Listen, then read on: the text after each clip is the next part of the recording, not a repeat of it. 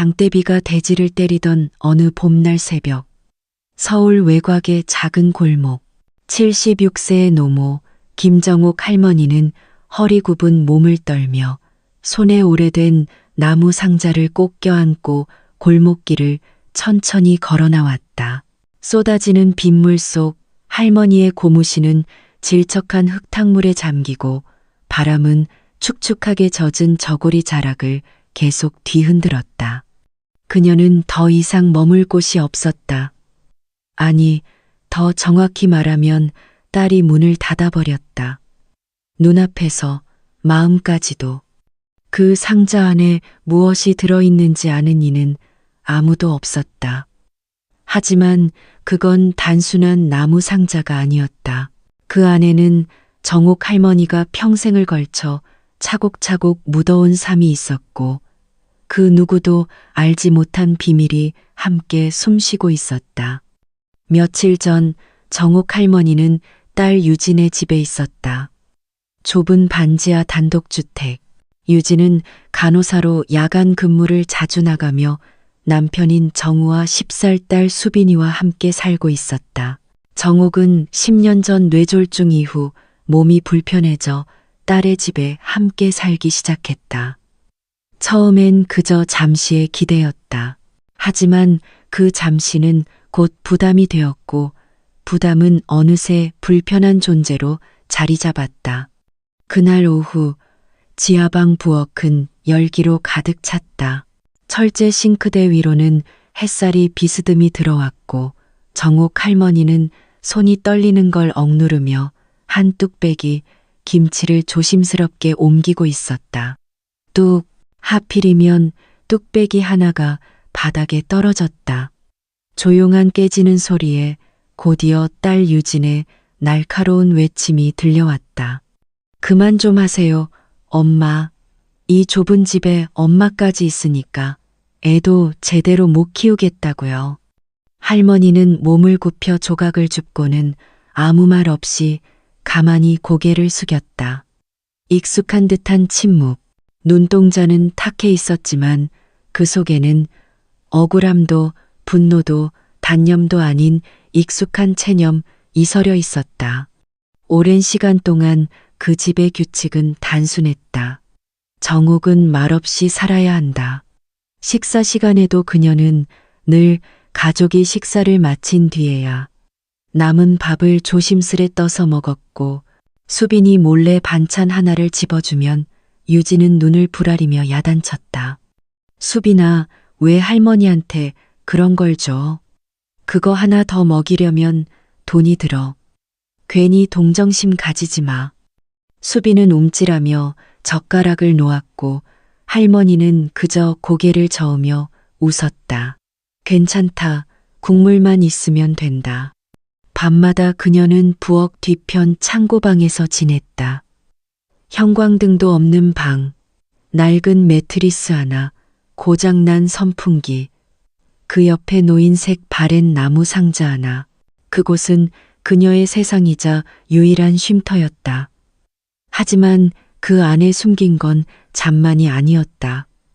그 안엔 무언가가 숨겨져 있었다. 소중해서 누구에게도 말할 수 없었던 무언가. 며칠 후 정옥 할머니는 누명을 썼다. 유진의 결혼 반지가 사라졌고 의심은 당연하다는 듯 정옥에게 향했다.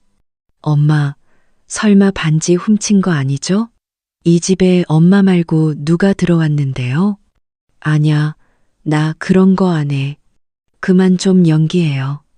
엄마는 이 집에서 밥 먹고 전기 쓰고 가스 쓰고도 모자라서 이제는 내 물건까지 훔치는 거예요?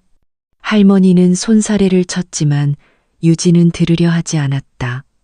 남편 정우는 아무 말 없이 고개를 숙였고 수빈이는 울먹이며 할머니 다리를 붙잡았다. 할머니 그런 사람 아니야. 엄마, 왜 그래? 그러자 유진은 차갑게 소리쳤다. 수빈이 앞으로 할머니 근처에도 가지 마. 너까지 저렇게 되면 안 되니까.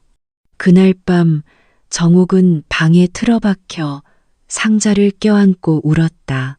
누구에게도 말할 수 없고 믿을 수도 없고 맡길 수도 없는 삶의 흔적이 담긴 그 상자를 가슴에 안고 소리 없는 울음을 삼켰다. 그렇게 시간이 흘러 어느 새벽 유진은 결국 엄마를 깨워 내쫓았다. 이제는 진짜 끝이에요. 엄마, 나가세요. 더는 같이 못 살겠어요. 할머니는 아무 말 없이 상자를 품고 문 밖으로 나섰다. 그 뒷모습은 마치 무너져 내린 담벼락 같았다. 비는 그치지 않았고 할머니의 어깨는 더 작아져만 갔다. 비는 쉬지 않고 내렸다. 차가운 바람에 젖은 옷은 할머니의 등을 파고들었고 그 낡은 나무 상자는 여전히 두 팔 안에서 움켜쥔 채였다. 그녀는 동네를 벗어나 경기도 남양주의 변두리 한 오래된 철길 근처에 버려진 집터까지 걸었다. 그곳은 오래전 폐허가 된 단층 목조주택이 있었다. 벽에는 곰팡이가 피고 지붕 일부는 무너져 있었지만 처마 아래는 잠시라도 피할 수 있는 공간이었다. 정옥 할머니는 그곳에 자리를 잡고 몸을 웅크렸다. 비에 젖은 상자의 표면에서 나무결이 손에 느껴졌다. 낡고 거칠지만 온기를 품고 있는 나무. 그것은 그녀의 삶과 닮아 있었다. 거칠지만 따뜻했던 세월들. 자식을 위해 모든 걸 버텨낸 한 어머니의 생애. 그렇게 그녀가 처마 밑에서 떨고 있을 때였다. 할머니, 거기서 뭐 하세요? 감기 걸리시겠어요. 낯선 목소리에 정옥이 고개를 들자 낡은 공구함을 든 남자가 서 있었다. 백진수, 이웃집 철공소에서 혼자 사는 60대 중반의 남자였다. 얼굴은 햇볕에 그을리고 눈가에는 주름이 깊었지만 눈빛은 따뜻하고 정직해 보였다. 집이 없으세요? 그냥 잠시 비 피하려고요. 신세 질게요. 진수는 잠시 그녀를 바라보다가 고개를 끄덕였다. 그럼 저희 집으로 오시죠. 저 혼자 살아서 방도 남고 마침 따뜻한 죽 끓여놨거든요. 처음에는 망설였다. 이제껏 받은 것은 거절, 외면, 몰이해였기에 호의는 익숙하지 않았다. 하지만 점점 새차지는 비에 결국 몸을 일으켰다. 그가 안내한 작은 철공소 옆 단칸방은 의외로 깔끔했다. 아담한 아궁이, 자그마한 나무 탁자, 낡은 선풍기 하나. 그리고 무엇보다 중요한 건 그 공간에 깃든 인간의 온기였다. 그날 밤 백진수가 끓여준 된장죽을 먹으면서 정옥은 몇 달 만에 따뜻한 음식을 입에 넣었다. 그녀는 울지 않았다. 아니, 눈물이 나지 않을 만큼 마음이 말라 있었지만 그 따뜻한 국물은 그녀의 마음 한구석을 조용히 녹이기 시작했다. 저는 백진수라고 합니다. 여기 철공소 운영해요. 아내는 오래전에 세상을 떴고 아들은 연락이 끊긴 지 오래죠. 그의 말에 정옥은 고개를 끄덕이며 조용히 말했다. 전 김정옥이에요. 딸 집에서 쫓겨났어요. 더는 갈 곳이 없네요. 백진수는 놀라지 않았다. 그래도 이렇게 살아계신 거잖아요. 살아있다는 건 아직 기회가 있다는 뜻이죠. 그 말은 정옥의 마음을 찌르듯 울렸다. 살아있다는 건 기회가 있다는 것. 그녀는 그날 밤 상자를 안은 채 벽을 바라보며 처음으로 이런 생각을 했다. 혹시 내 이야기를 알아줄 사람도 있을까? 그녀는 상자를 꺼내 천천히 열었다.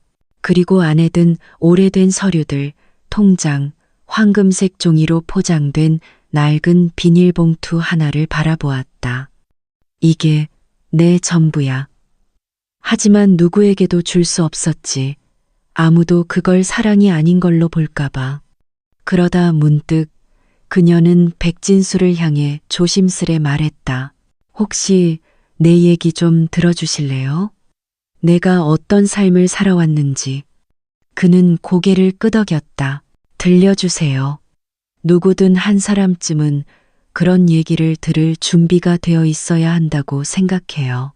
비는 여전히 내렸지만 그날 밤 정옥은 오랜만에 따뜻한 숨을 내쉴 수 있었다. 그날 밤 비바람이 여전히 지붕을 때리고 있었지만 김정옥 할머니의 마음에는 묘한 평온함이 자리 잡았다. 그녀는 백진수 씨에게 자신이 살아온 이야기를 천천히 꺼내기 시작했다. 말은 느렸고 중간중간 숨을 고르기도 했지만 그것은 마치 한 권의 오래된 일기장을 읽어내려가는 것처럼 진솔하고 깊이 있었다. 난 평생 호떡 리어카를 끌며 살았어요. 남편은 20년 전에 돌아가셨고 그때부터 딸 셋을 혼자 키웠지. 손에 굳은 살 밝히도록 일했는데 그녀는 말을 멈췄다. 오래된 기억들이 뇌리 속에서 다시 떠올라 아프게 맴돌았다. 처음엔 유진이도 참 착했어요. 고등학교 땐 도시락도 싸주고 내 손에 반창고도 붙여주던 아이였죠. 그런데 언제부터였을까 내 존재가 짐처럼 느껴진 게. 진수는 조용히 고개를 끄덕였다. 그 역시 사랑이 짐으로 변해가는 순간을 경험한 적 있었다. 정옥은 곁에 놓인 나무 상자를 조심스럽게 끌어왔다. 뚜껑을 열자 오래된 종이봉투, 문서, 낡은 천으로 감싼 물건들이 하나하나 모습을 드러냈다. 그녀는 한 장의 종이를 꺼내 손으로 펴보였다. 이건 내가 평생 숨겨왔던 유언장이에요. 누구에게도 말하지 않았던. 백진수는 살짝 놀라며 종이를 바라보았다. 삐뚤빼뚤한 글씨체, 손이 떨렸던 흔적이 고스란히 남아 있었다. 이 땅은 내가 내 손으로 번 돈으로 산 것. 이 황금은 내 삶의 노력이 담긴 증거. 그러나 그것보다 더 소중한 건 나를 기억해 줄 단 한 사람의 진심이다. 난 이걸 원래 유진이한테 남기려고 했어요. 내가 죽고 나면 최소한 미안함이라도 남기길 바랐거든요. 그런데 지금은 모르겠어요. 내가 틀렸나 봐요. 진수는 문득 할머니의 눈동자에서 망설임 대신 결심을 보았다. 그래서 어떻게 하시려고요? 정옥은 한참을 생각한 뒤 조용히 대답했다. 이젠 내가 정해야지요. 나를 사람으로 봐주는 사람이 누구인지. 그리고 그 순간부터 김정옥 할머니는 더 이상 희생만 하는 어머니가 아니라 자신의 가치를 스스로 증명할 준비가 된 사람으로 다시 태어나고 있었다. 며칠 뒤 백진수는 조심스럽게 묻는다. 혹시 그 땅이 어디 있는 건가요? 정옥은 천천히 고개를 끄덕이며 작은 손가방에서 손수 그린지도 한 장을 꺼냈다. 서울 도봉구 구청 근처 오래된 단독주택지야. 지금은 딸이 살고 있지만 명의는 아직도 내 거지. 그럼 나 돌아가야겠어. 그녀의 목소리는 조용했지만 그 안엔 묵직한 의지와 흔들리지 않는 마음이 담겨 있었다. 비는 그치고 있었고 하늘 저편엔 여명, 리밍. 이 서서히 피어오르고 있었다. 몇 날 며칠이 흐른 뒤 봄비는 그쳤고 땅은 말랐다. 김정옥 할머니는 작은 손가방 하나와 손에 꼭 쥔 나무 상자를 들고 서울 도봉구로 향하는 마을버스를 탔다. 창밖 풍경이 빠르게 스쳐 지나갔고 그녀는 묵묵히 앉아 자신의 삶을 돌아보았다. 백진수 씨는 함께 동행해 주었다.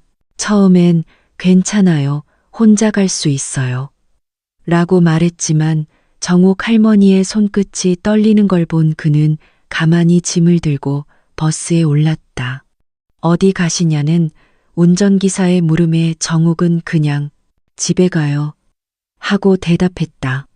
그 한마디 속에는 얼마나 많은 의미가 담겨 있었을까. 집. 한때는 자신이 벽돌을 나르고 도배를 하며 한 손으로 만들어 온 그 집. 하지만 지금은 자신을 내쫓은 딸이 있는 집. 그곳은 더 이상 안식처는 아니었지만 여전히 자신의 거거이였다. 그날 정오 도봉구 골목어기 한 대의 흰색 승합차와 오토바이 그리고 건축자재를 실은 트럭 한 대가 집 앞에 멈췄다. 주민들이 창밖으로 고개를 내밀며 수군대기 시작했다. 저 할머니 예전에 딸이 내쫓았던 분 아니야? 근데 웬 건축팀이랑 같이 왔지? 저 차 되게 비싸 보이는데. 주민들의 수군거림 사이로 정옥은 천천히 그러나 단단한 걸음으로 집 앞에 섰다. 두 손엔 나무 상자와 한 장의 등기부 등본이 들려 있었다. 그 위엔 또렷하게 적혀 있었다. 소유자 김정옥. 딸 유진은 마당에서 화분을 정리하다가 멍하니 어머니를 쳐다보았다. 눈빛은 놀라움과 당황, 그리고 분노가 뒤섞여 있었다. 엄마, 지금 뭐 하는 거예요? 정옥은 딸을 똑바로 바라보며 대답했다. 내 집에 왔어. 그리고 이 집은 지금도 내 명의야. 유진이 소리쳤다. 엄마, 지금 장난해요? 이 집 몇십 년을 내가 관리했고 엄마는 이미 나가셨잖아요. 그때 옆에 있던 백진수가 조용히 말문을 열었다. 이 집은 여전히 김정옥 할머니의 법적 소유입니다. 저희는 리모델링을 위해 사전 측량과 정비를 진행할 예정이고 필요시 변호사와도 연결이 되어 있습니다. 유진은 그제야 주변을 둘러보았다. 이미 건축 설계 도면이 현관 앞에 펼쳐졌고 측량 기계가 세워지고 있었다.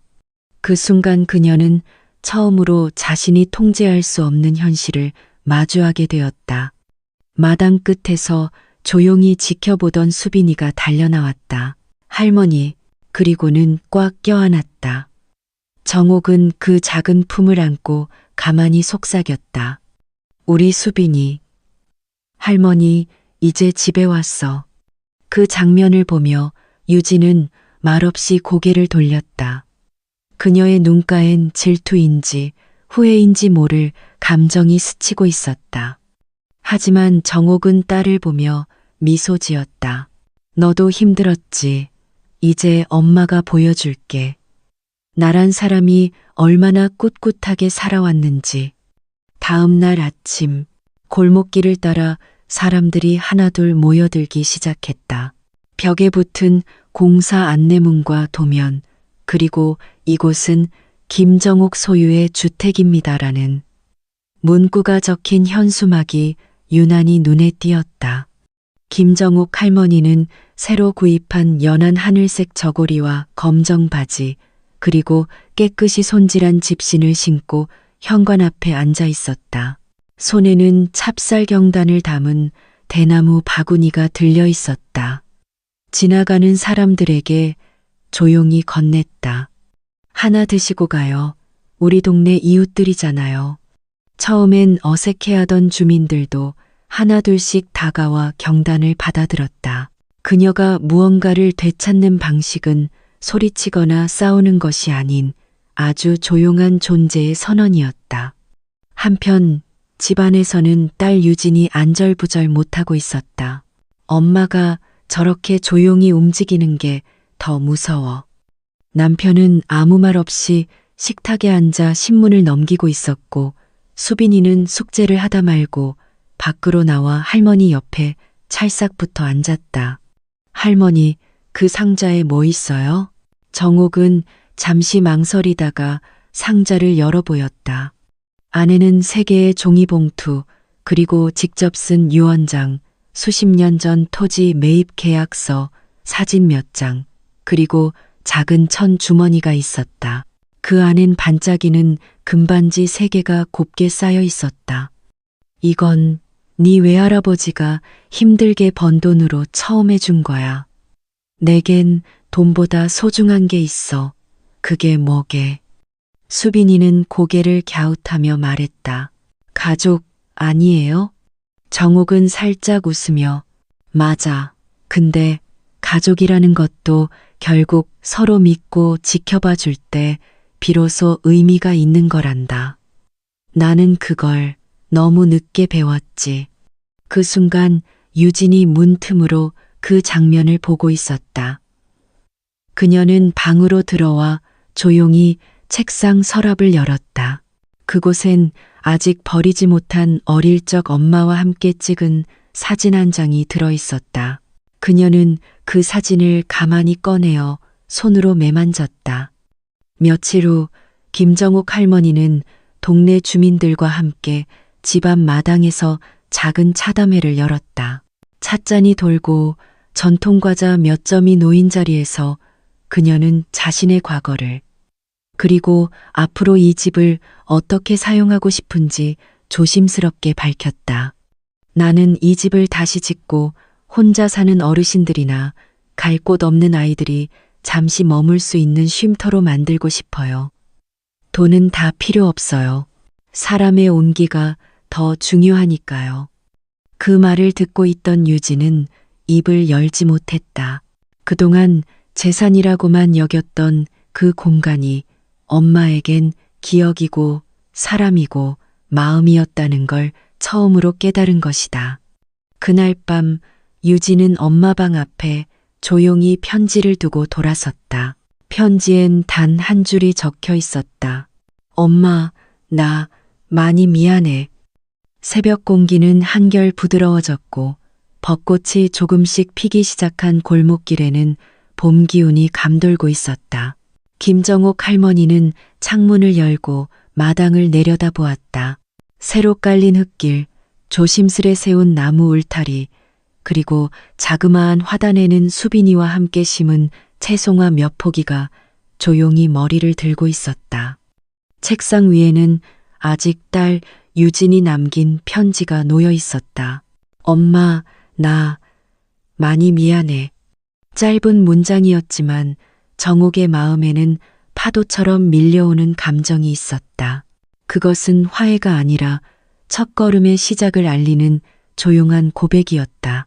그날 점심 유진이 조심스럽게 마당으로 나왔다. 그녀는 김치찌개 냄비를 들고 있었다. 엄마, 점심 같이 드실래요? 정옥은 고개를 끄덕이며 작은 나무상을 내왔다. 두 사람은 마주 앉아 밥을 먹었다. 대화는 없었지만 숟가락이 오가고 눈빛이 마주치고 몇 번의 미소가 오가며 그들 사이에 쌓인 얼음은 천천히 녹아내렸다. 엄마, 나 사실 좀 무서웠어. 유진이 먼저 입을 열었다. 무서워? 정옥이 되물었다. 엄마가 날 버릴까봐. 내가 그렇게 했는데도 엄마가 단 한 번도 화내지 않았잖아. 그래서 그게 더 무서웠어. 죄책감보다 엄마가 날 진짜로 떠날까봐. 정옥은 밥숟갈을 내려놓고 유진의 손등을 잡았다. 엄마는 평생 너희를 키우느라 감정 표현을 못했어. 미움도 고마움도 다 가슴에만 묻고 살았지. 그런데 이제는 알아. 사랑은 참는 게 아니라 보여주는 거란 걸. 그 말에 유진은 참았던 눈물을 흘리기 시작했다. 엄마와 딸, 둘 다 말하지 못한 오랜 시간을 눈물로 말하고 있었던 것이다. 며칠 후 김정옥은 백진수 씨와 함께 구청을 찾았다. 법적으로 토지를 다시 정리하고 공유 공간으로 일부를 기부하는 절차를 밟기 위해서였다. 담당 공무원은 깜짝 놀라며 물었다. 할머니, 이 정도면 큰 재산인데 왜 기부를? 정옥은 미소 지으며 대답했다. 재산은 나눌수록 복이 되고 마음은 나눌수록 가벼워져요. 백진수는 고개를 끄덕이며 작은 수첩에 뭔가를 적었다. 그는 요즘 매일매일 정옥의 말을 기록하고 있었다. 언젠가 작은 책으로 엮기 위해서 어느 날 마당 한켠에 작은 현판이 붙었다. 소리 없는 집, 마음을 쉬는 곳. 그곳엔 하루 몇 시간씩 동네 어르신들이 와서 쉬고 아이들이 와서 책을 읽고 때로는 수빈이 친구들과 함께 달고나를 구워 먹기도 했다. 딸 유진은 조용히 어머니 곁에서 일손을 거들었고 마을 사람들도 이제는 무서운 유진 씨 대신 우리 정옥 할머니 딸이라 불렀다. 그 변화는 오래 걸리지 않았다. 용서는 속도가 아니라 방향의 문제였고 김정옥 할머니는 그것을 누구보다 잘 알고 있었다. 벚꽃이 만개하던 봄날, 마을 어귀에는 작지만 정갈한 현수막이 걸렸다. 소리 없는 집, 작은 개관식에 초대합니다. 초대장은 발송되지 않았지만 소문은 마치 따뜻한 바람처럼 마을 구석구석에 스며들었다. 김정옥 할머니는 새로 마련한 하늘색 저고리에 회색 바지, 그리고 수빈이가 고른 노란 머리핀을 머리에 꽂았다. 그녀는 정원에 핀 작은 튤립을 바라보며 조용히 말했다. 드디어 다시 피는구나. 정오가 되자 마당은 마을 주민들로 가득 찼다.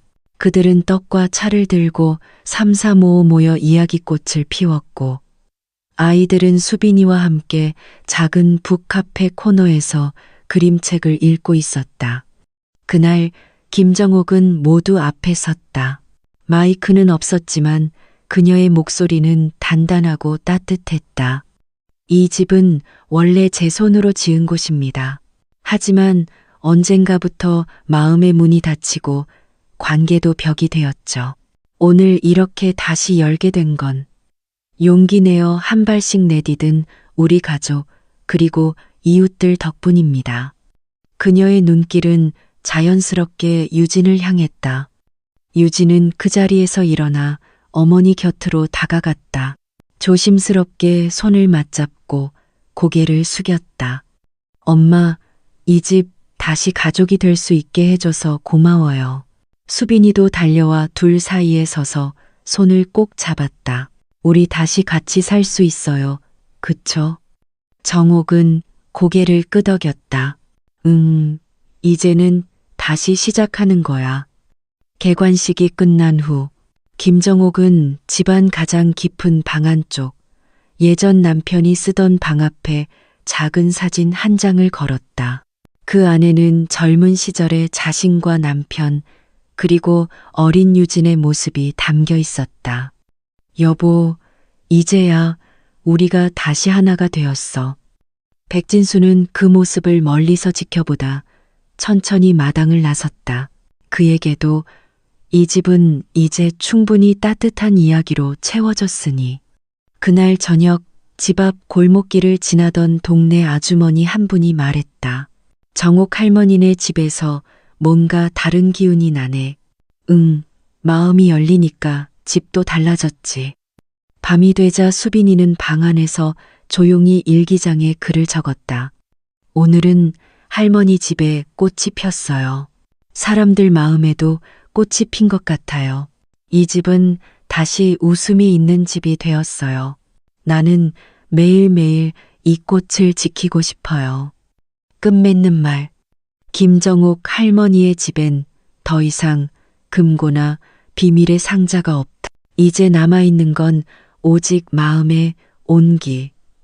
그리고 다시 연결된 가족의 손뿐이다. 그녀가 평생을 품고 지켜온 보물은 결국 땅이나 금이 아닌 서로를 바라볼 수 있는 용서의 용기와 사랑의 실천이었음을 모두가 깨닫게 되었다.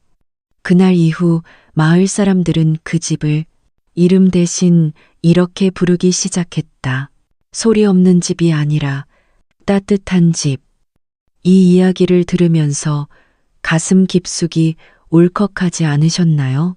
김정옥 할머니의 조용하지만 단단한 사랑, 그리고 시간이 지나 다시 이어진 가족의 끈은 우리 모두에게 큰 울림을 줍니다. 때론 말보다 따뜻한 밥 한 끼, 용기 있는 손짓 하나가 더 큰 화해가 되기도 하죠. 우리가 살아가는 이 세상에는 아직도 많은 정옥 할머니들이 계실지도 모릅니다. 그런 분들에게 이 이야기가 작은 위로가 되길 바랍니다. 그리고 혹시 아직 어색한 마음을 품고 있는 가족이 있다면 오늘이 그 마음을 열어볼 수 있는 첫날이 되기를 진심으로 바라요. 이 이야기가 마음에 와닿으셨다면 좋아요와 구독 부탁드려요. 댓글로 여러분의 생각도 꼭 남겨주세요. 당신의 이야기도 누군가에겐 위로가 될 수 있으니까요. 그리고 이건 끝이 아닙니다. 소리 없는 집의 다음 이야기, 더 깊은 진실과 새로운 전환이 기다리고 있어요. 2부가 궁금하시다면 지금 바로 좋아요, 구독, 댓글 남기고 기다려주세요. 우리는 곧 다시 만날 거예요. 타리.